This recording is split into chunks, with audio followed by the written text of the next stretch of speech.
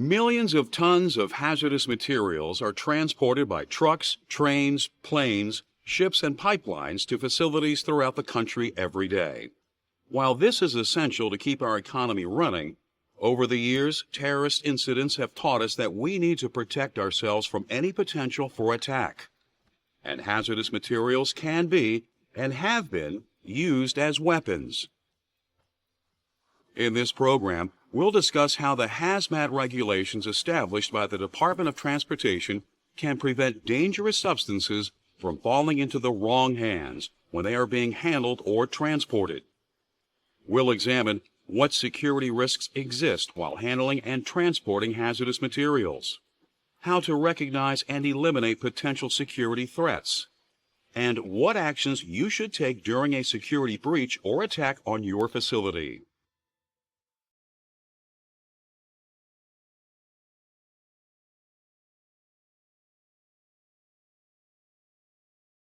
To help protect the United States from future terrorist attacks using hazardous materials, the Department of Transportation requires companies that transport or cause the transportation of these materials to provide security awareness training to their hazmat employees. This includes everyone involved in the transportation of hazardous materials, from the manufacturing and testing of hazmat shipping containers to the unloading of the materials at their final destination. This training is critical because you and your coworkers may be the first line of defense in preventing this type of attack. Years ago, terrorists tended to rely on conventional military weapons, but today they have added hazardous materials to their arsenals. The reason for this is that many types of hazmats are readily available and possess the ability to cause major damage and inflict mass casualties. But who should we be on the lookout for? It is important to remember that terrorists can have many faces. They may be members of a highly trained foreign cell, a domestic paramilitary organization, or misguided individuals with their own twisted agendas. In many ways, terrorists are like any other type of criminal. So some of the same precautions that we'd use to safeguard consumer goods will also work with hazardous materials.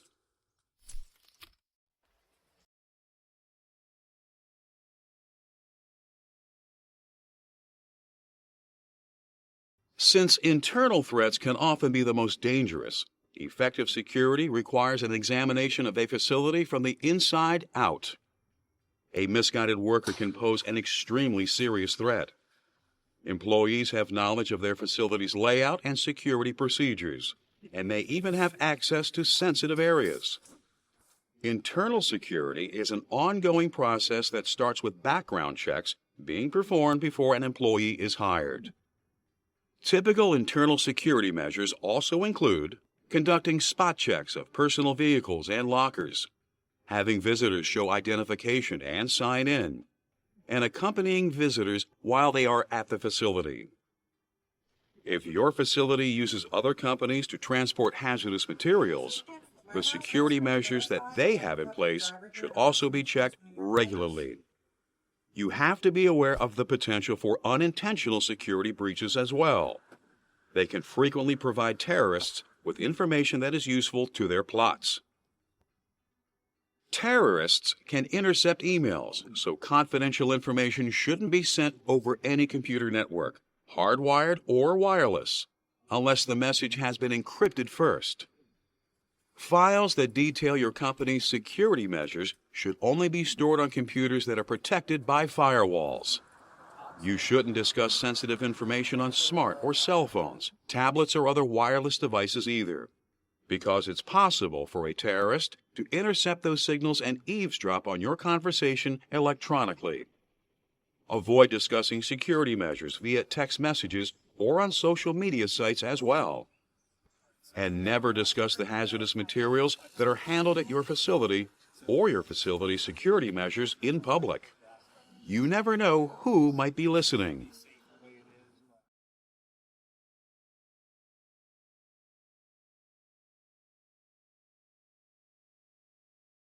To do your part with regard to hazmat security, You need to know what hazardous materials are stored at and transported to and from your facility. You should also know which of these substances could be used as weapons. Potentially dangerous hazmats include flammables, explosives, corrosives, and reactive substances, as well as materials that are toxic to people or the environment.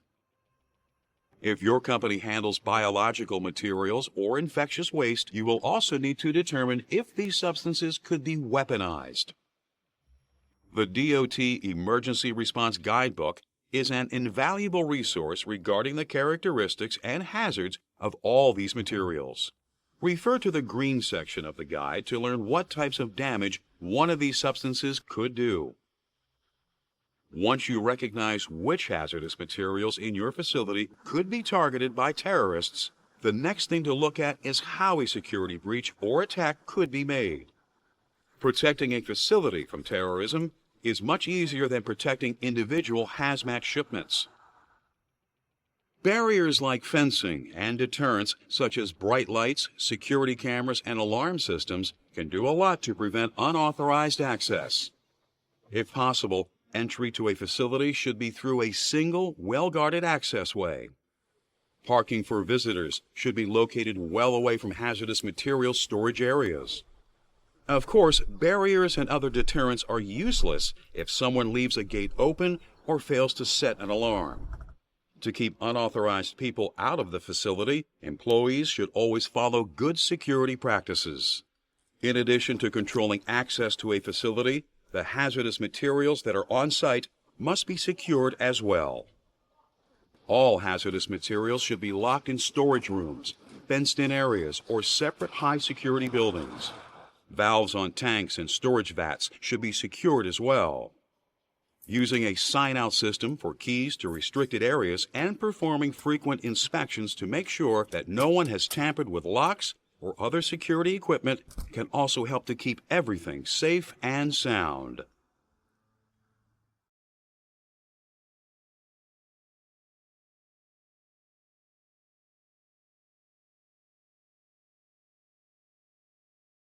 Hazardous materials are most vulnerable to theft and sabotage while they are being transported. But there are ways to reduce this risk even before a shipment leaves a facility. For example, it's better to schedule several smaller deliveries of hazardous materials than one big one. This limits the quantity that could be stolen at any one time. It also reduces the likelihood that a single shipment could be used as a weapon of mass destruction. However, terrorists may steal smaller shipments and stockpile them to carry out a future attack. So even small amounts of missing hazmats must be reported to the police. Sometimes a number of reports about small thefts can help authorities see the big picture and enable them to foil a terrorist plot. Terrorists may also try to purchase hazmats legally, so everyone from the person taking an order to the driver delivering the shipment needs to be aware of who is receiving the hazardous materials and what the materials are being used for.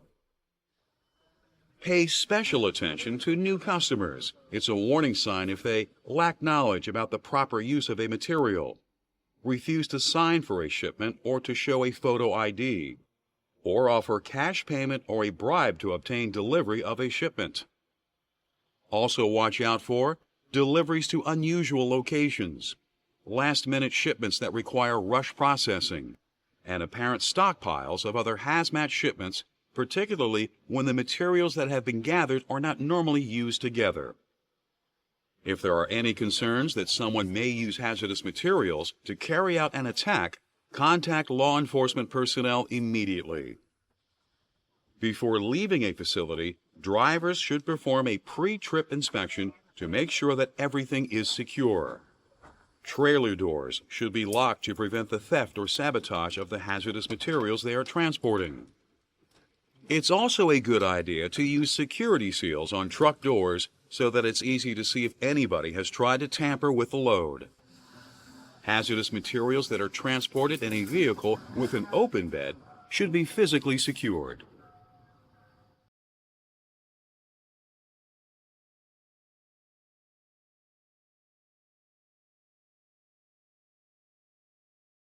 Although hazardous materials are transported by many different types of vehicles, most shipments are made by truck. Many of the security precautions that should be taken will be the same whether it's for a big rig or a small van. Once hazardous materials are on the road, the driver becomes responsible for maintaining the security of the shipment. Hazmat drivers should check in with their dispatcher frequently to inform them of any delays, detours, or stops that need to be made. But they should never discuss details about the load or the route they are taking over a CB radio or wireless devices such as cell phones and tablets. Remember, terrorists may be eavesdropping. The route that a shipment takes should be as short as possible, but if regular deliveries are made to the same facility, a driver should vary the roads they take to get there and the times when the deliveries arrive. This will make it harder for someone to plan a hijacking. A parked vehicle is more vulnerable to hijacking, sabotage, and cargo theft than a moving target. So drivers need to be particularly cautious when they are stopping at fueling stations, restaurants, and rest areas. Trucks should never be parked in remote locations. At night, park in areas that are well lit. Drivers should lock their vehicles whenever they leave them, and keep an eye out for anyone fiddling with the vehicle or the load. A quick inspection of the vehicle and the cargo should be performed before the driver gets going again, to make sure nothing has been tampered with. If a driver is being followed, they should call 911 immediately and give their location. Stay off of back roads until help arrives. Give themselves room to maneuver so that they can't be sandwiched and trapped between other vehicles.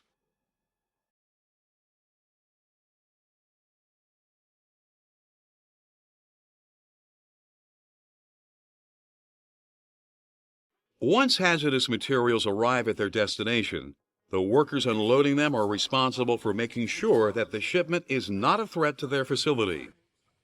The security procedures they perform are especially important when the materials that are being delivered are transported by another company. If the shipment is not expected, both the carrier that delivered them and the shipper themselves should be contacted immediately to verify that the shipment is legitimate. Before a shipment is unloaded, its shipping papers must be checked. The vehicle and its cargo should be thoroughly inspected, and the containers should be closely examined for signs of damage or tampering. Workers should also watch for containers that look unusual, are improperly labeled, or don't match the description in the shipping papers. Special attention should be given to shipments that enter the United States from other countries, since there may not have been much security at their points of origin.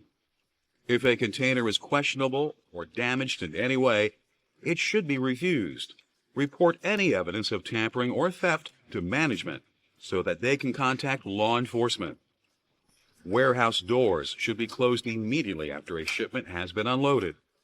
Remember, keeping terrorists locked out is one of the simplest and most effective ways to protect hazmats throughout the transportation process.